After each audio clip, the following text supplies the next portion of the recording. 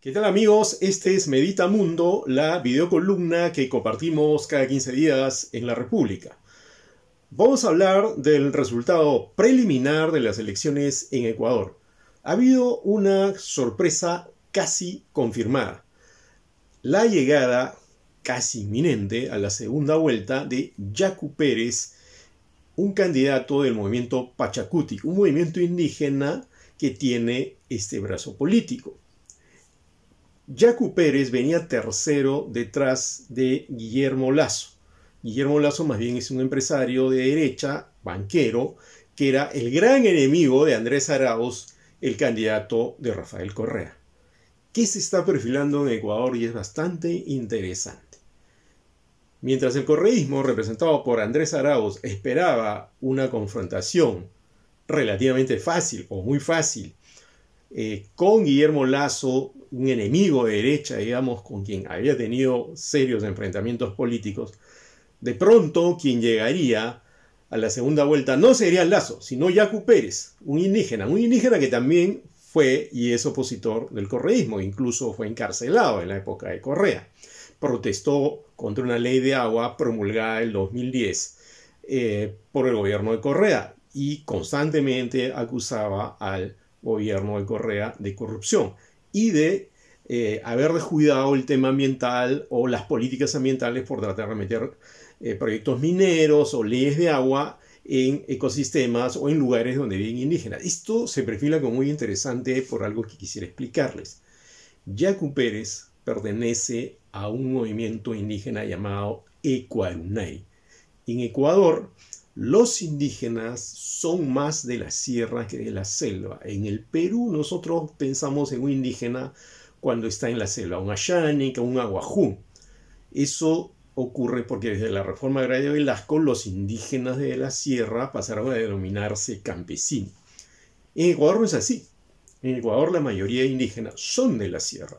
Solo un 24% son de las zonas amazónicas.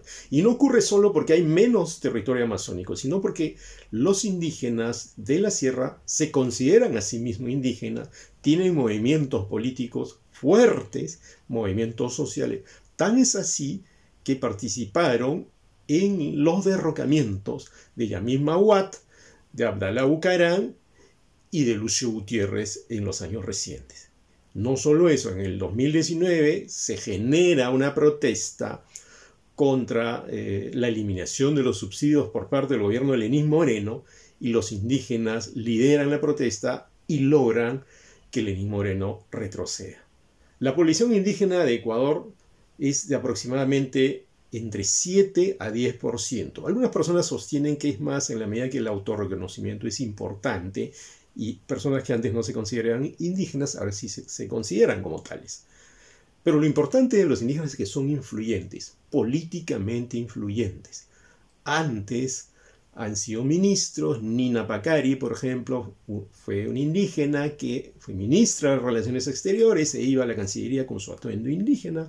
Luis Macas fue ministro de Agricultura, pero esta es la primera vez que un indígena va a la segunda vuelta y con grandes posibilidades de ganarle al candidato de Correa.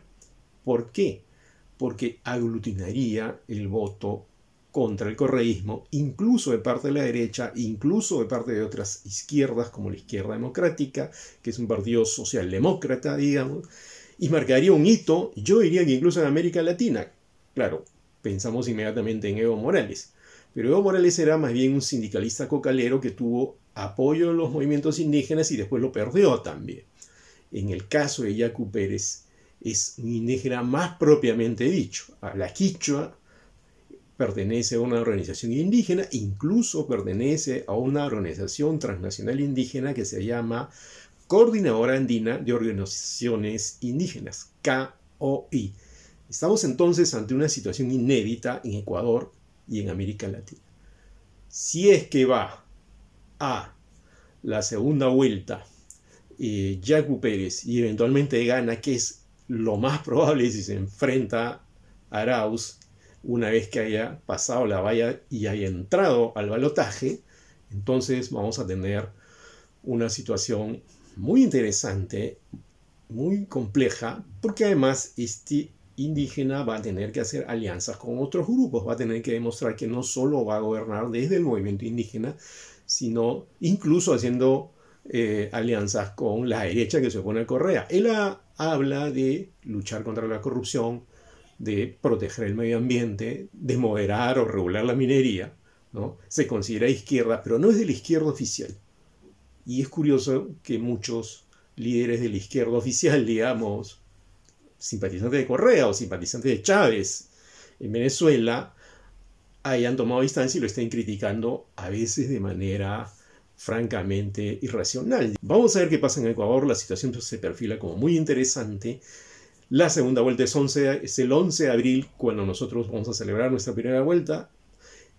Y entonces sabremos qué tiene de nuevo esta inusual, inesperada coyuntura política y electoral en Ecuador.